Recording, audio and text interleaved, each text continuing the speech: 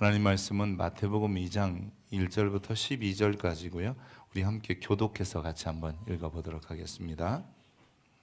헤롯 왕 때에 예수께서 유대 베들레헴에서 나심에 동방으로부터 박사들이 예루살렘에 이르러 말하되 유대인의 왕으로 나시니가 어디 계시냐?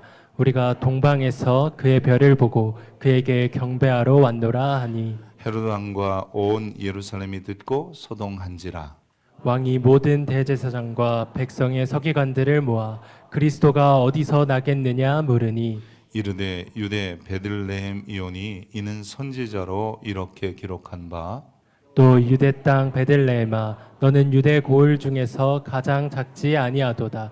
내게서 한 다스리는 자가 나와서 내 백성 이스라엘의 목자가 되리라 하셨음이니이다. 이에 헤롯이 가만히 박사들을 불러 별이 나타난 때를 자세히 묻고 베들레헴으로 보내며 이르되 가서 아기에 대하여 자세히 알아보고 찾거든 내게 구하여 나도 가서 그에게 경배하게 하라.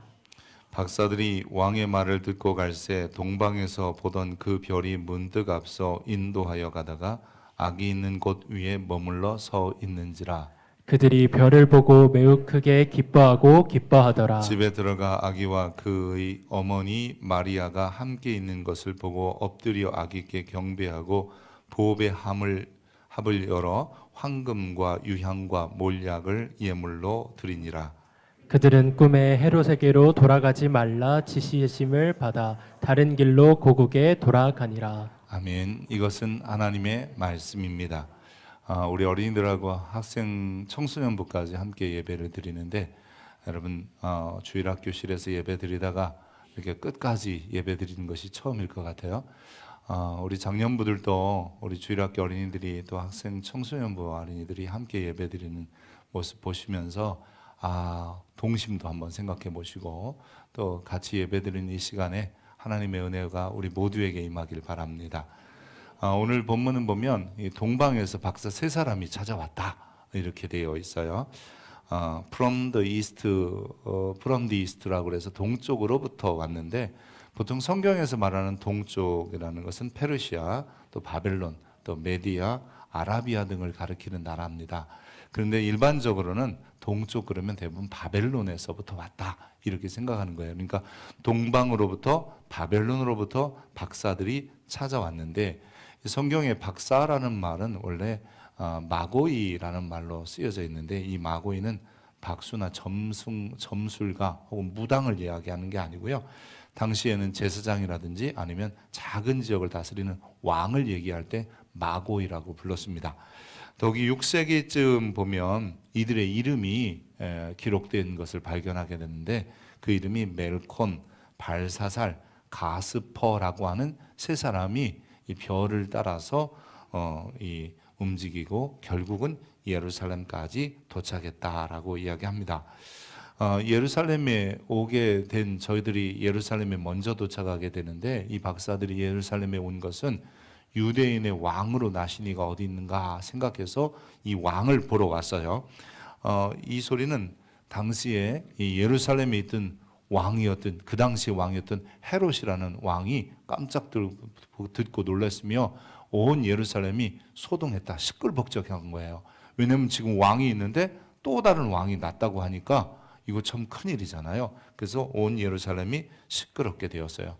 그러자 이제 헤롯 왕이 그러면 혹시나 이 성경에 왕이 어디서 나신다고 했는지 좀 알아보라 그랬더니 이 대제사장과 백성의 서기관들이 모여서 그리스도가 어디서 나셨는지를 책을 찾다 보니까 느비임이라고 하는 책의 한 권이었던 미가라는 미가서에 보니까 이런 말이 있더라는 거예요. 미가서 2장 6절에 우리 한번 어린이들도 한번 같이 한번 읽어볼까요? 제가 한번 해볼게요. 자, 시작. 또 유대 땅 베들레헴아 너는 유대 거홀 중에서 가장 작지 아니하도다. 내게서 한 다스리는 자가 나와서 내 백성 이스라엘의 목자가 되리라 하였음이니라. 마태복음에 보면 예수님이 탄생하신 사건을 동방의 박사들이 오면서 뭐라고 얘기하냐면 첫째는 동방의 박사들은 유대인의 왕이다 라고 했더니 헤롯과 대제사장과 서기관들은 모여서 그분이 그리스도다라고 했고요. 심지어는 성경에 기록된 내용을 찾아보니까 그분은 백성을 다스리는 자 혹은 목자다라고 기록하고 있어요. 사실 이 마태복음은 예수님이 누구냐고 하고 싶어 하냐면 그분은 왕이며 그분은 메시아, 다른 말로 그리스도라고 하고요.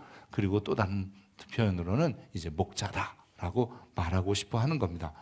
예수님이 사람이 되셨기 때문에 사람에겐 다 이름이 있어요. 자, 강아리 손 들어봐. 강아리 손 들어봐요. 아, 이름이 있어요, 저렇게. 자, 그럼 또 누구도 한번 손 들어볼까? 아, 누구 한번 들어볼래? 손 들어보고 싶은 사람, 자기 이름 크게 얘기해보고 싶은 사람. 아, 이름을 못 아는구나. 아, 그렇게 이름이 있는 것처럼 예수님이 세상에 오셔서 이름을 지어줬는데 그 이름이 예수예요. 그래서 이 히브리 사람들은 예수님을 뭐라고 부르냐면 정확히 말하면 예수아라고 불렀어요. 그러니까 이게 예수의 이름이에요. 그런데 그분이 누구냐라고 할 때는 예수님은 왕이시며 그리스도시며 그리고 다스리는 자다라고 마태복음은 기록하고 있습니다. 세상에 오신 예수님이 왕이시고 그리스도시고 다스리시는 분이었기 때문에 오늘 이 성탄절을 맞이하여서 우리가 축하할 때 이 세 가지, 즉 사람으로 오셔서 이름은 예수님이지만 그분은 왕이시고 그리스도시고 그리고 그분은 다스리는 분을 축하하고 감사해야 합니다. 근데 만약에 예수님이 이렇게 사람으로 오셨는데 그분을 왕으로 인정하지 않는 사람들도 있었어요. 또 그분을 그리스도로 인정하지 않는 사람도 있고 그분이 무슨 다스리겠냐? 통치자다 아니다 라고 하는 사람들이 있었어요. 이런 사람들은 예수님이 나신 것을 몹시 싫어해서 대표적인 사람이 헤롯인데요. 이 헤롯 왕은 예수님이 왕이면 자기가 왕을 내려놓아야 될 것 같아서 이 어린 아이들을 다 죽이라고 하는 명령을 내려요. 그래서 2살 이하의 조그만 갓난애기들, 응애하고 우는 애들을 다 죽여라. 그래서 죽이게 되는 유아 학살을 하게 됩니다. 근데 예수님께서 단지 어릴 때 다행히 애굽이라는 땅에 이집트라는 곳에 가서 피하긴 하셨지만 예수님을 죽이려고 하는 일들이 계속 있었습니다. 바리새인들은 나가서 어떻게 하여 예수를 죽일까 의논하거든. 예수님이 왕이라는 생각이 없는 거죠. 예수님이 메시아라는 생각이 없어요. 예수님이 통치자라는 생각이 없으니까 죽이려고 했던 거예요. 새벽에 모든 대장과 백성의 장로들이 예수를 죽이려고 함께 의논하고, 여러분 그뿐만 아니에요. 대장과 장로들이 무리를 권하여 바라바를 날아가게 하고 예수를 죽이자 하게 하였더니 온 사람들도 다 소리를 질렀어요. 예수는 십자가에 못 박히고 바나바는 좀 놔주십시오. 여러분 예수님을 왕 되시고 그분이 메시아이시고 그분이 다스리는 분이라는 것을 모르는 사람들은 결국 예수님을 죽이고자 하는 겁니다. 오늘날 여러분 교회를 반대하고 예수님이 어딨어 하는 사람들의 공통적인 특징은 세상에 육신으로 예수님은 오신 성탄절 날은 좋아할지 모르지만 교회도 필요 없고 예수님도 필요 없다 이렇게 얘기하는 거죠. 그래서 결국 이 사람들은 예수님을 십자가에 이렇게 달아서 죽이게 되잖아요. 근데 하나님께서는 이 십자가에 달아 죽인 사람들이 달아 죽인 예수님을, 즉 인간들이 얼마나 악한지를 아셨기 때문에 그 악함을 통해서, 즉 다시 말해서 십자가를 통해서 우리를 구원하셨는데 이것을 십자가의 역설이라고 해요. 역설이라는 말은 파라독스라고 하죠.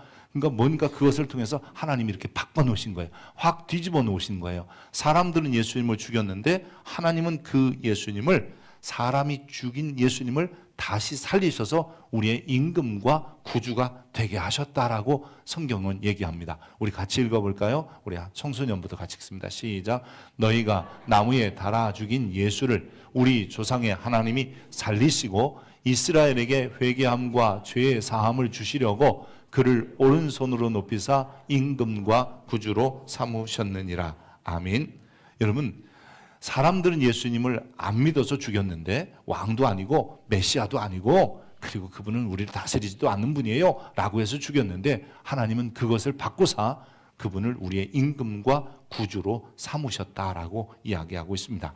여러분 다시 동방박사 얘기해 볼까요? 동방박사들은 처음부터 예수님께 올 때에 예수님을 유대인의 왕이라고 생각하고 왔습니다. 그리고 대제사장과 서기관들을 통해서 예수님이 예루살렘이 아닌 베들레헴이라는 곳에서 나실 거라는 소리를 듣고 베들레헴으로 달려갔더니 거기에 예수님이, 즉 아기 예수님이 막 태어나서 있었던 거예요. 동방 박사들은 아기 예수님을 보고 아기께 경배하고 보배 합을 열어서 예물을 드렸습니다. 여러분, 외국 사람들은 뭘 좋아하냐면요, 서프라이즈를 굉장히 좋아합니다. 우리 에이렌의 워십팀이 이렇게 드레스를 이렇게, 즉 의상을 맞췄더라고요. 근데 제가 이렇게 똑똑 연습하는 방을 이렇게 똑똑 두드리고 봤더니 아이들이 뭐라냐면 의상 노출. 그러면서 의상을 노출 안 하려고 막 이렇게, 왜냐면 어차피 입은 옷이 좀 이렇게 서프라이즈하게 드러나면 더 좋고 우리가 깜짝 놀라기 때문에요. 그래서 외국 사람들은 선물을 줄 때도 서프라이즈 선물을 굉장히 좋아해요. 뭐 크든 작든 감추고 있다가 선물을 팍 줘야지, 내가 너 이거 줄 거야, 생일날 이거 줄 거야, 생일날 이거 줄 거야, 생일날 이거 줄게, 그러면 그 생일날 그걸 받아도 별로 감동이 없어요. 이미 나에게 준다고 다 알고 있으니까. 근데 뭔지 모르는데 감추고 있다, 내가 이거 줄게, 이거 줄게, 이거 줄게, 그러면 기대감이 있잖아요. 이걸 서프라이즈 기프트 혹은 서프라이즈 선물이라고도 합니다. 이 서프라이즈라는 말은 원래 영어로는 갑자기 혹은 뭐 놀랍다, 뭐 놀라운 이런 뜻을 가지고 있는데, 이런 서프라이즈한 일이 예수님이 탄생하셨을 때 일어난 거예요. 여러분, 갑자기 누군가 계십니까 하고 문을 두드려서 열어줬더니 동방에서 온 멋있게 생긴 그리고 근사하게 차려입은 사람들 셋이 이렇게 서 있는 거예요. 마리아나 요셉도 깜짝 놀랐을 거예요. 그들이 와서 우리가 유대인으로 왕으로 나신 아기께 경배하러 왔습니다 라고 했으니까 얼마나 놀랐겠어요. 그래서 2장 11절에 보니까 이렇게 집에 들어가 아기와 그 어머니 마리아가 함께 있는 것을 보고 엎드려 아기께 경배하고 보배 합을 열어 황금, 유향, 모략을 예물로 드렸다라고 쓰고 있는 겁니다. 그냥 꺼주세요. 이게 혹시나 이렇게 콩나물 대가리처럼 이렇게 악기 음악 이게 표시되어 있는 게 있으면 제가 말하는 대로 얘가 울려서 그렇게 될 수 있어요. 자, 아기 예수님께 경배하고 보배함을 열어서 황금, 유향, 모략을 예물로 드렸다 그랬어요. 이따 퀴즈 낼 거예요. 그래서 여러분, 예수님에게 드린 선물이 뭔지 잘 기억하고 있어요.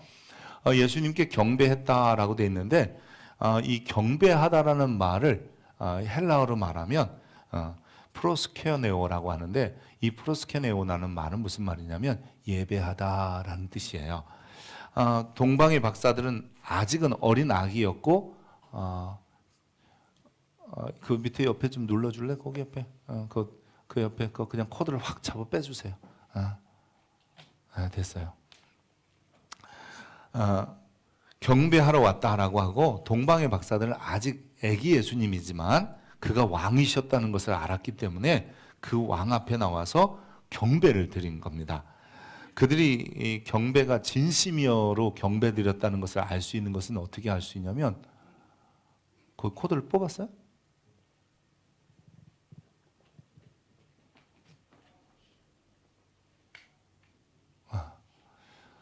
저는 코드를 뽑았는데도 불빛이 나온다는 것은 기적이라고 생각해요. 여러분, 다시요. 아기 예수님께 경배드렸던 것이 진심이었던 것은 귀한 것을 드렸잖아요. 이 황금, 여러분, 황금은 지금이나 그때나 굉장히 비싼 거예요. 유향도 마찬가지고요. 몰약도 그런 거예요. 이 황금은 당시에는 임금님이나 쓰는, 왕이나 이렇게 머리에 관을 쓸 때 사용하는 게 황금이었고요. 그리고 우리가 유향이라고 하는 것은 요즘은 보스웰리아라고 해서 많이 알려져 있는데, 이 유향도 귀한 향재료였고, 몰약 역시 사람이 죽을 때 사용하는 재료로서 굉장히 비싼 거예요. 그래서 왕이나 귀족들이나 부자들만 사용할 수 있는 것이기 때문에 이것을 아기 예수님께 드렸다, 그리고 경배했다는 것은 진심을 다했다라는 의미가 있는 거죠. 자, 이러한 예물을 가지고 온 박사들 역시 높은 지위의 사람들이었어요. 당시에는 분봉왕이나 외교관 정도의 이 마고이들이었습니다. 이런 사람들이 예수님에게 합당한 예물을 드리면서 경배하였다라고 하는 것이죠.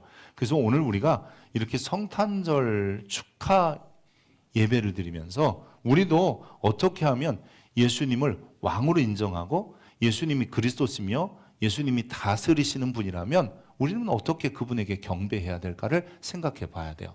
예수님을 믿지 않는 사람들은 예수님을 죽이려고 끝까지 했고 결국은 십자가에까지 죽였는데, 우리는 예수님을 믿는다면 그분이 왕이시며 그리스도시고 그분이 다스리는 분이라는 것을 믿는다면 우리는 그분을 경배하는 자가 되어야 돼요. 그것도 마음 중심을 다한 경배가 우리 속에 있어야 하는 거죠.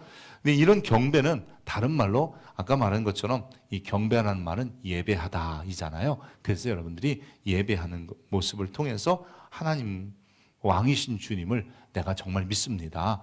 그리스도이신 주님을 믿습니다. 나를 다스릴 것을 믿습니다 하는 사람들은 하나님 앞에 나와서 예배를 드리고 찬양을 하고 그리고 영광을 돌리게 되는 겁니다.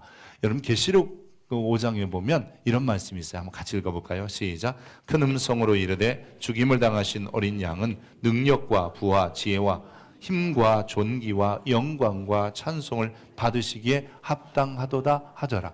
우리의 모든 것을 다 드려서 찬송하고 예배하는 게 합당한 분이 누구냐면 바로 예수님이에요. 왜냐하면 그분은 왕이셔요. 그래서 우리를 다스릴 것이며 그분은 구세주예요. 메시아예요. 그리고 그분은 우리를 구원해 주실 겁니다.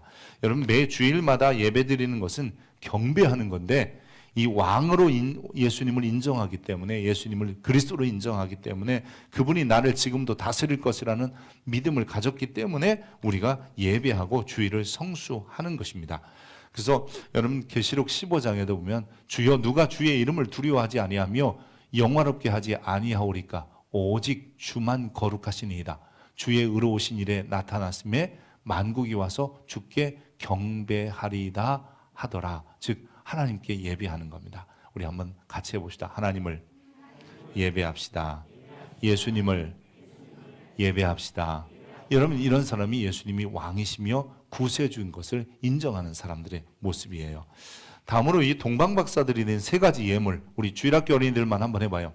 예물 세 가지. 첫째, 두 번째는, 세 번째는, 자 다시 한번 황금, 유향, 몰약. 다시 한번 해보겠어요. 시작. 예, 맞아요. 이 세 가지 예물 여러분 앞에도 설명했는데 굉장히 값비싸고 존귀한 거라고 그랬어요. 근데 이 유대인들은 이 황금과 유향과 몰약을 딱 들으면 뭐가 머리에 딱 연상되는 게 있어요. 뭐가 연상될까요? 여러분 이 세 가지 들으면 뭐가 제일 연상되십니까? 우리 성도님들은 뭐가 연상이 됩니까? 황금, 비싼 거. 유향, 좋은 냄새. 몰약, 썩지 않는 거. 뭐 이런 것이 연상되십니까? 성경은요, 이 유대인들은 이 황금, 유향, 몰약을 생각하면 항상 머리에 떠오르는 게 딱 뭐냐면 향단이라는 금향단이에요. 성막 안에 여러분 들어가면 이 성소가 있고, 성소 안에 들어가면 오른편에 들어가는 사람이 볼 때 오른편엔 떡상이 있고 왼쪽엔 촛대가 있고 정면에 있는 게 금향단이에요. 이 금향단이 금으로 만들어진, 황금으로 만들어진 게토렛이라고 하는데, 이 게토렛이 있고 이 게토렛에 여러분 유향과 몰약, 네보나와 모르라고 하는 것을 섞어서 만든 향을 피워드리는 거예요. 그러니까 황금과 유향과 몰약을 드렸다는 것은 우리들 생각할 때는 비싸다, 좋다 이런 의미가 아니라 이 미시칸이라고 하는 성막 안에 있는, 그리고 그 안에 있는 가장 귀한 이 게토렛을 생각하게 되는 것이고, 이 게토렛은 무엇을 하는 것이냐면 4개의 뿔이 있고 그곳에 향도 피우고 피를 뿌림으로 인하여 이 번제단에는 제물을 태우는 것이지만 이 향단에서는 향을 피우며 우리의 죄를 하나님 앞에 온전히 고백하는 것이 바로 이 게토렛이라고 하는 금향단이었습니다. 지성소 바로 앞에 두게 되는 거죠. 그래서 이 금향단은 유대인들 생각에는 하나님 앞에 나갈 때 향을 피움으로 인하여 우리의 모든 죄를 사하시고 이제는 더러운 냄새가 아니라 거룩한 냄새 나는 사람으로 만들었다는 의식을 그들은 가지고 있었던 거예요. 그래서 황금, 유향, 몰약하면 그들은 언제나 금향단을 생각하게 된 것이고, 즉 금향단을 가지고, 즉 그 세 가지 예물을 드리는 것은 그분은 그 금향단이 되어서 우리 죄를 사하시는 분이시며 또한 우리를 모든 죄 가운데 벗어나서 하나님 앞에 아름다운 향기로 만드신다는 의미가 그 안에 담겨져 있는 거예요. 예수님의 이름 속에도 우리가 담겨져 있는 걸 알잖아요. 같이 한번 해볼까요? 시작. 아들을 낳으리니 이름을 예수라 하라. 이는 그가 자기 백성을 그들의 죄에서 구원할 자이심이라 하니라. 여러분, 예수님으로 말미암아 죄 사함을 받기 위하여 우리는 동방박사들이 마치 주님 앞에 나올 때 세 가지 예물을 드린 것처럼 우리들도 하나님을 예배하면서 우리의 중심을 다한 뭔가 예물을 드리는 이런 모습이 필요해요. 그럼 과연 우리의 예물은 무엇일까요? 많은 사람들이 황금 가져와야 되나? 헌금 가져와야 되나? 그렇지 않아요. 정말 이 마태복음에서 우리에게 원하는, 즉 우리가 예수님이 금향단이 되어서 우리의 죄를 사하셔서 악취 나는 사람이 아니라 향기 나는 사람으로 만들어 주실 때에 우리에게 필요한 예물은 무엇보다도 주님을 고백하라고 하는 것입니다. 여러분, 한번 같이 읽어볼까요? 시몬 베드로가 대답하여 이르되 주는 그리스도시요 살아계신 하나님의 아들. 여러분, 이 고백이 우리에게 굉장히 중요하다고 얘기하는 겁니다. 그래서 우리 그리스도인들이 예수님을 왕으로 그리스도로 인정하고 그분이 통치자고 다스리는 분이라는 것을 고백하는 것만큼 위대한 게 없어요. 마치 금향단이 우리의 죄를 사해 주시는 하나님의 은혜가 임하는 것처럼 오늘 우리가 예수님을 이렇게 고백하는 것, 즉 그분은 그리스도시고 살아계신 하나님의 아들입니다라고 고백하는 것은 우리의 모든 죄를 그분이 담당하시고 우리를 이젠 더 이상 악취 나는 죄인이 아니라 향기 나는 그리스도인으로 만들었다는 의미가 담겨져 있기 때문이에요. 그래서 내가 예수님을 그리스도로 왕으로 믿는다. 그래서 나는 새로운 하나님 나라에 속한 현재적 천국 속에 사는 사람들이라면 우리가 드릴 가장, 즉 이 예배 시간에 드릴 위대한 고백은 주는 그리스도십니다. 주님은 하나님의 아들이십니다. 심지어 주님은 다시 오실 재림의 주님이십니다 라고는 고백들이 우리에게 있어야 되는 거예요. 이런 고백 없는 예배는 구경꾼이 되는 거예요. 하지만 이 동방의 박사들이 세 가지 예물을 드리면서 향단, 금향단을 생각한 것처럼 오늘 우리들이 예배를 드리면서 가장 주님 앞에 드리는 위대한 신앙의 고백은 주는 그리스도십니다. 다른 말로 메시아흐입니다. 즉 메시아입니다 라는 고백이 우리에게 있어야 되는 거죠. 또 우리에게 필요한 것이 하나 더 있다면 그것은 마태복음 26장 26절에 보면 그들이 먹을 때 예수께서 떡을 갖사 축복하시고 떼어 제자들에게 주시며 이르시되 이거 받아서 이것을 먹으라 하고 하셔요. 그러면서 이것은 내 몸이라고 하시죠. 또 예수님께서 잔을 돌리시면서 뭐냐면 이것은 많은 사람을 위하여 흘리는 바 곧 나의 피, 언약의 피라고 말씀하십니다. 다시 말해서 여러분 성찬에 참여하는 것 자체는 위대한 일이고 이 성찬에 참여함으로 인하여 내가 정말 주님으로 말미암아 죄 사함 받은 사람입니다라는 고백이 있는 것이고 그 성찬을 통해서 우리는 기억해야 되는 거예요. 이 성찬 예식에 참여함을 통해서 그분이 왕이시구나. 그분이 그리스도시구나. 그분이 정말 나를 다스리는 목자같이 나를 다스리는 분이구나 라는 것을 알게 되는 것입니다. 왕에게 합당한 예우를 드리는 게 예배라면 그 예배 속에는 신앙의 고백이 있어야 되며 그분의 십자가의 죽으심과 부활에 동참하는 예식들이 계속되어져야 하는 것이죠. 우리가 예수님을 왕으로 인정하고 그분이 메시아 즉 그리스도라는 것을 고백하고 앞으로 나를 모든 삶 속에서 통치하시고 다스릴 것이다. 즉 그런 고백이 있다면 이제 우리는 마지막으로 이렇게 살면 되는 겁니다. 이 세 번째 예물 중에 예물이라면 첫째가 고백하는 것이고 두 번째가 주님의 십자가의 고난과 또 죽으심에 동참하는 성찬에 참여하는 것이라면 마지막 우리가 드려야 될 예물은 하늘과 땅의 모든 권세를 그 가지신 주님 앞에 주님이 하신 말씀대로 살아가면 되는 겁니다.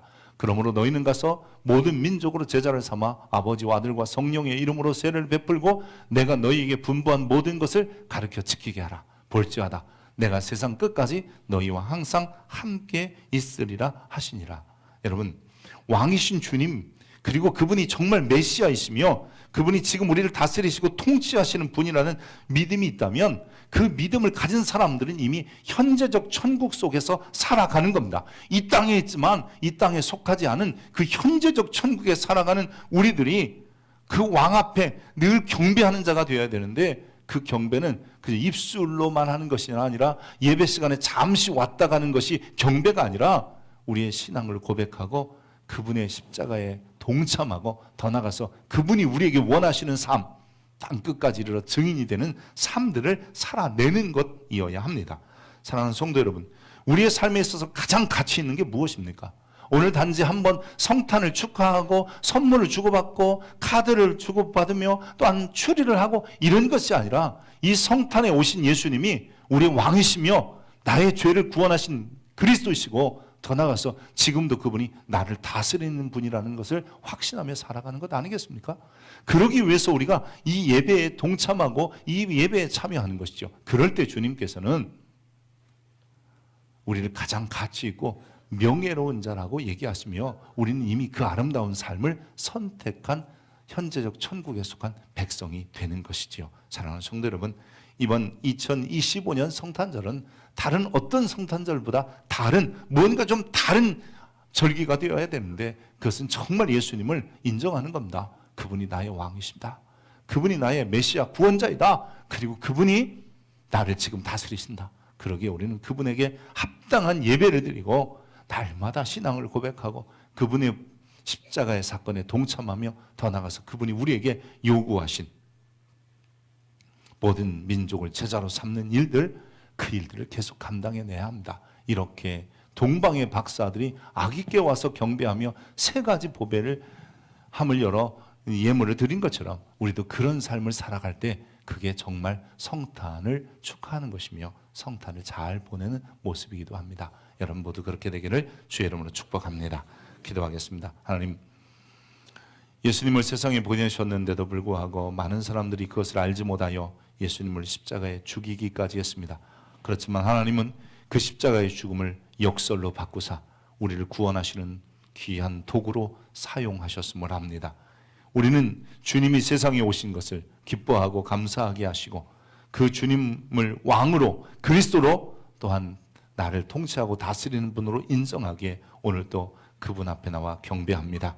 주님, 동방의 박사들이 마음을 다하여 예물을 드려 그 경배가 참인 것을 드러낸 것처럼 오늘 우리의 예배가 예수님이 나의 그리스도인 것을 고백하는 우리의 신앙 고백을 통해서 또한 주님의 십자가와 부활에 동참하는 이 성찬 예식이나 아니면 그 십자가에 동참하는 모습을 통해 더 나아가서 주님이 우리에게 명령하신 것처럼 모든 민족을 제자로 삼아 또 세례를 베풀고 아버지께서 가르친 것을 가르쳐 지키게 하는 그 모든 일들이 또한 우리를 통해서 일어남으로 인하여 이 모습을 통해 다시 한번 주님께 합당한 예배자로 서게 하여 주옵소서.